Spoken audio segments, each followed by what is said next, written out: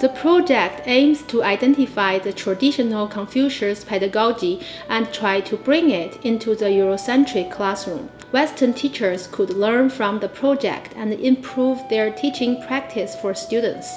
Teachers might have a brand new perspectives from the comparative educational systems and stimulate more creative ideas to implement in their classroom.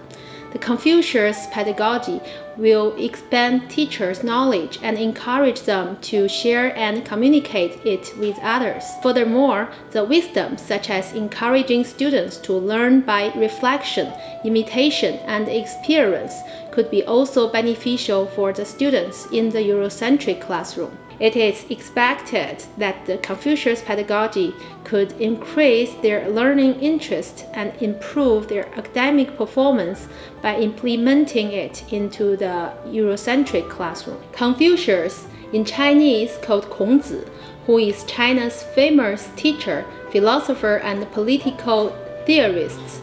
His ideas have profoundly influenced the civilizations of China and other East Asian countries.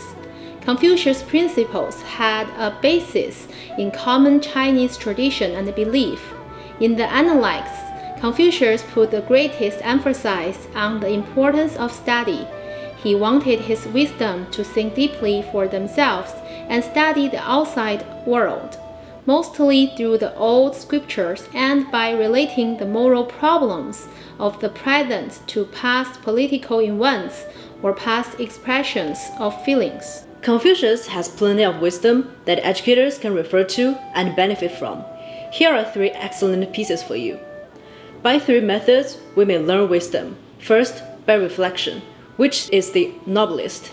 Second, by imitation, which is the easiest. And third, by experience, which is the bitterest. It means that compared with reflection and imitation, the students need to pay more attention to the experience while learning. Experience can help them deeply explain what they learned by reflection and imitation. Teachers should provide more opportunities for the students to practice that could promote their understanding. When I work along with 2 others, from at least one, I will be able to learn from. It means teachers need to collaborate with other educators in the group that could help them learn different perspectives of knowledge. Teachers could learn from the students, meanwhile, students also could learn from peers. I hear and I forget, I see and I remember, I do and I understand.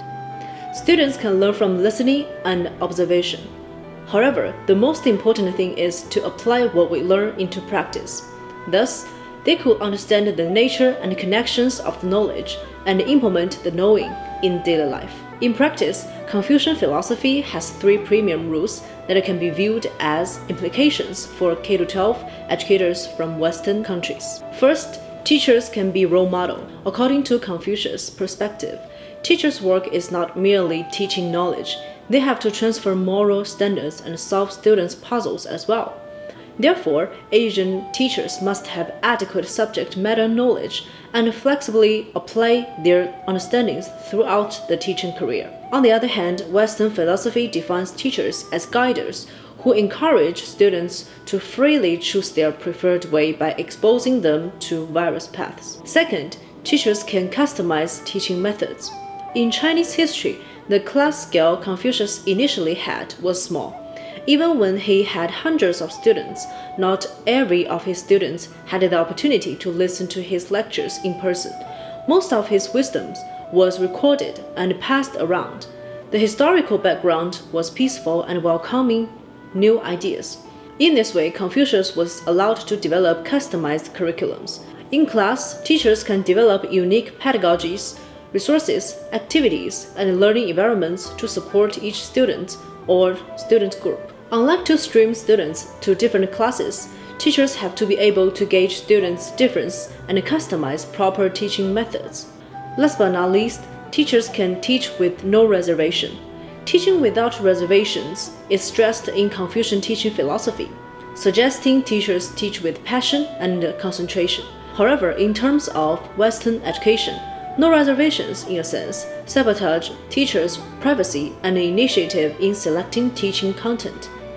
Notwithstanding teachers' appeal is seemingly neglected in traditional Confucianism, the advantages of this teaching philosophy are still salient when teachers flexibly use it. For example, no reservations in class do not require teachers to share personal experiences. Instead, it indicates teachers being willing to make connections between textbooks and real-life examples.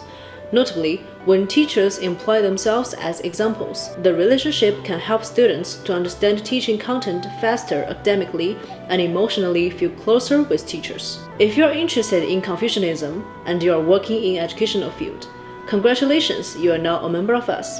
We have some recommended readings for you to know Confucian educational philosophy better. We also create a Facebook page for you to get those information and participate in our discussions. If you want to find us, please don't hesitate to email us. Here are our email addresses, 24/7 available, and we are looking forward to your precious thoughts. Thank you.